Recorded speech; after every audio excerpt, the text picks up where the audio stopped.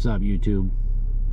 Today I'm going to be coming at you from my vehicle instead of outside. It's a little cold out today, so hope you don't mind the cracked windshield. But I got more of a prepper ramble for you today. I was watching a older show, something I'd seen before. It's a show on old castles. I'll link it in the description below.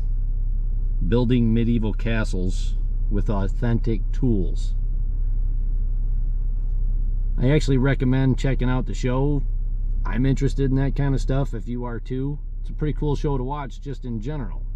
But the reason I'm bringing it up is, well, quite simply, there's a lot of good information in shows like that. After all, they're working off of 14th century technology. Everything being simple, for the most part, we can put them together ourselves. I guess to backtrack a little bit, when it comes to prepping, I think of it like this.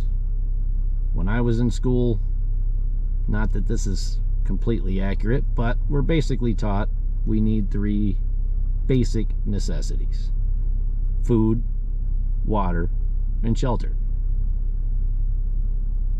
Food, clothes, and shelter. I think that's it. All of the above when push comes to shove. But anyway, nowadays, water's simple enough. Food, we go to the grocery store. Clothes we get from a clothing store, and houses we buy.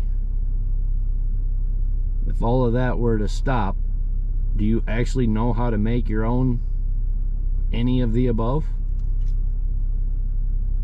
If those are life's basic necessities, why are these the things we don't know how to do?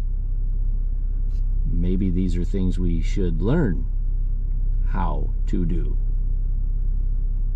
And unfortunately, these are things we're going to have to do and take on for ourselves. But anyway, back to the medieval part, and part of why I wanted to bring that up is quite simple. For example, it shows clay pottery being made. Now, of course, we don't use much for clay pottery anymore. But for example, when they were washing their clay pottery, chances are when they quote-unquote washed up, it was with grass and sand. And if grease was involved, they would grab some ash, just bonfire ash, and mix that with the grease. That way you're not just spreading the grease all over the place. The ash will get in with the grease, and therefore you can then move it aside. That could be a pretty handy tip to know. A couple of things. Again, back to the pottery. You know how the phrase pothole came about? Back in the day, when it came time to build a pot, you went outside, you grabbed the clay, and you built a pot. Then when a horse and buggy came by and hit that hole, it was a pothole. Now you know where the reference comes from. Another good one that I thought come from that show was the daily grind. I shouldn't say come from that show, but they emphasized is, of course, when we think of the daily grind as the things we do all day, they're basically telling you the daily grind was grinding flour, which of course took hours. They get into building mills and why mills were built and how they work, which once again, all things that could come in handy in a bind. especially when it comes to some of the, just the way they moved heavy objects, and knowing some of the basic engineering and architecture could come in extremely handy. Plus, I just have a general fascination with that time in history. So again, I do recommend watching the show. I do recommend brushing up on some of these skills. Not even saying you have to practice them, just get to know them a little bit. I know, I see them. Sorry guys, I got the puppy with me. She wants to say hello to everybody on the lake. Apparently not to the camera. Ray. No, she's got a couple of fishermen in the corner of her eye. But anyway, guys, I know I don't have a lot of prepper type of info on my channel, but I do have a little bit. I'm gonna link this to that playlist anyway. But I'm one of those that I think just being prepared and having extra stuff is a good thing. But when push comes to shove, it's not really enough. I think knowledge, I think knowledge is ultimately our best tool, especially for people like me. Again, I have a back issue that in a true SHTF type of situation would cause me a lot of issues. So having some extra knowledge is going to be key for me, because then I can pass that on to a younger group, right? Or at least that's the idea, unless of course they deem me unworthy, right? That can work too. You know, there's actually a boxing reference I heard not that long ago. I thought this was a pretty relevant saying. Two fighters start to stand toe to toe, you're usually looking out for some sort of 1-2, right?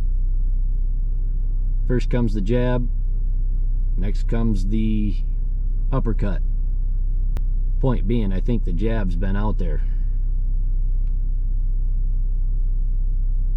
Still waiting on the uppercut here. Same with all this trucker strike and everything else that's going on. Is it going to affect your area? I don't know. Probably wouldn't hurt to have a little extra so you don't find out the hard way. Just a thought. No, I'm not saying that's the second strike, but something to watch out for, folks.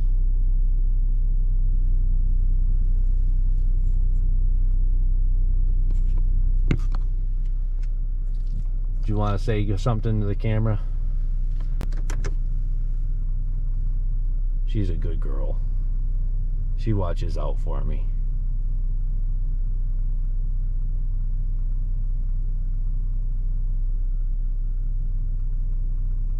You don't want to look at the camera? Hey, look right here. What are you doing? There's being a good girl. There it is. We got crud in her eyes all the time.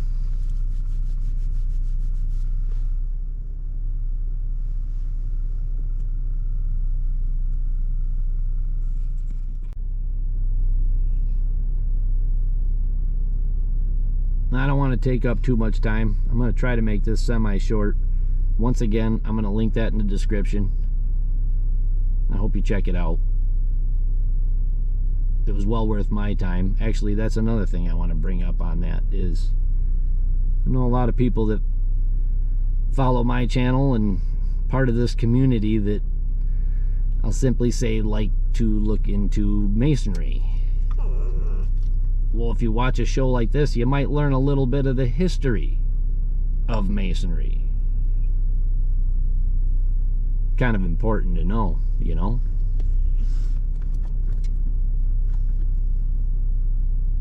Anyway, as usual, guys, it's getting a little late. Unless you guys want to be staring at complete darkness or some sort of reflection from my windshield, I better cut this short. So, hope everybody's doing well. And as usual, I hope to talk to you again soon. Later, guys.